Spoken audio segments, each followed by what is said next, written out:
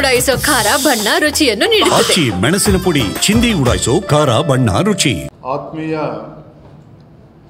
ಪತ್ರಿಕಾ ಹಾಗೂ ಮಾಧ್ಯಮದ ಸ್ನೇಹಿತರೆ, ಜೂನ್ 4ನೇ ತಾರೀಕು ರಾಜ್ಯದ ಇತಿಹಾಸದಲ್ಲಿ ಒಂದು ಕರಾಳ ದಿನ ಅಂತೇಳಿ ದಾಖಲಾಗಿದೆ. ಬೆಂಗಳೂರಿನಲ್ಲಿ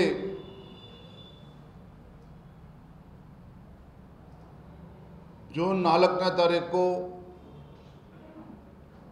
ಏನು RCB versus Punjab IPL ಫೈನಲ್ಸ್ನಲ್ಲಿ RCB ಗೆದ್ದ ನಂತರದಲ್ಲಿ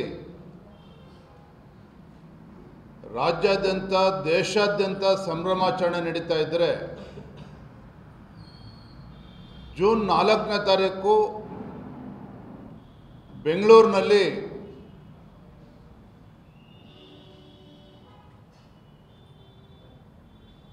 ಇಬ್ಬರು ದಿಗ್ಗಜರ ನಡುವೆ ಒಂದು ಪೈಪೋಟಿ.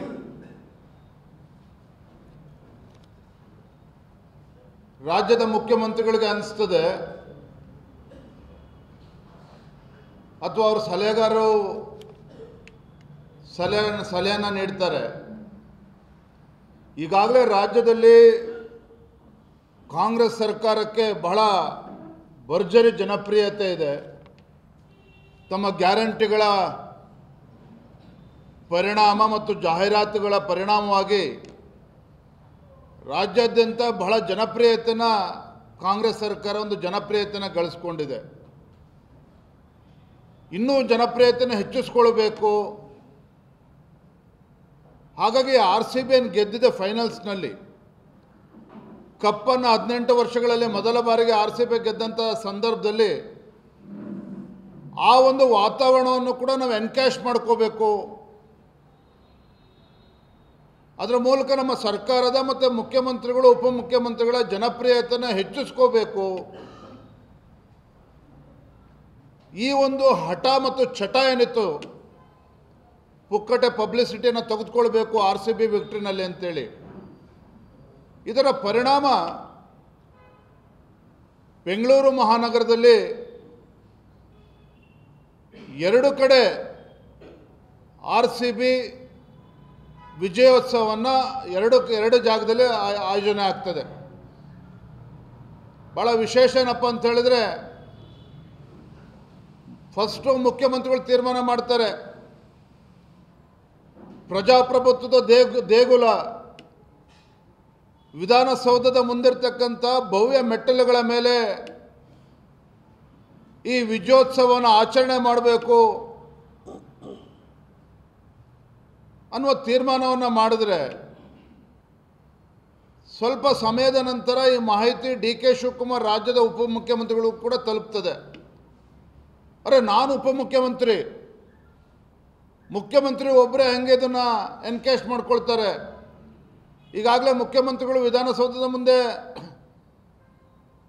ವಿಜಯೋತ್ಸವನ ಆಚರಣೆ ಮಾಡಬೇಕು ಅಂತೇಳಿ ಘೋಷಣೆ ಮಾಡಾಗಿದೆ. ಹಾಗಾದ್ರೆ ತಾವೇನು ಮಾಡಬೇಕು? ತಮ್ಮ ಅಧಿಕಾರವನ್ನು ಬಳಸಿಕೊಂಡು ಚಿನ್ನಸ್ವಾಮಿ ಸ್ಟೇಡಿಯಂ ಅಲ್ಲಿ ಆ ಆವರಣದಲ್ಲಿ ಮತ್ತೊಂದು ವಿಜಯೋತ್ಸವ ಆಚರಣೆ, ಸಂಭ್ರಮಾಚರಣೆ ಅಲ್ಲೂ ಕೂಡ ಆಯೋಜನೆ ಆಗ್ತದೆ.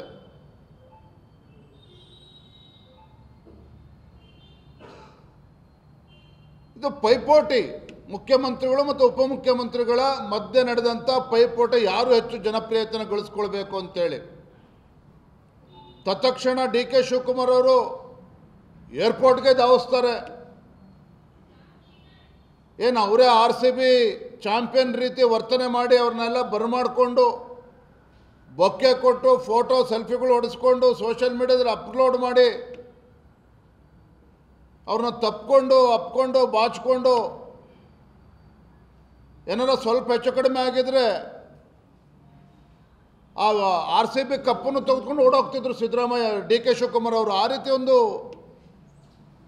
ಪರಿಸ್ಥಿತಿ ನೀವು ಎಲ್ಲರೂ ಕೂಡ ದೃಶ್ಯ ಮಾಧ್ಯಮಗಳಲ್ಲಿ ನಾವು ನೋಡಿದ್ದೇವೆ.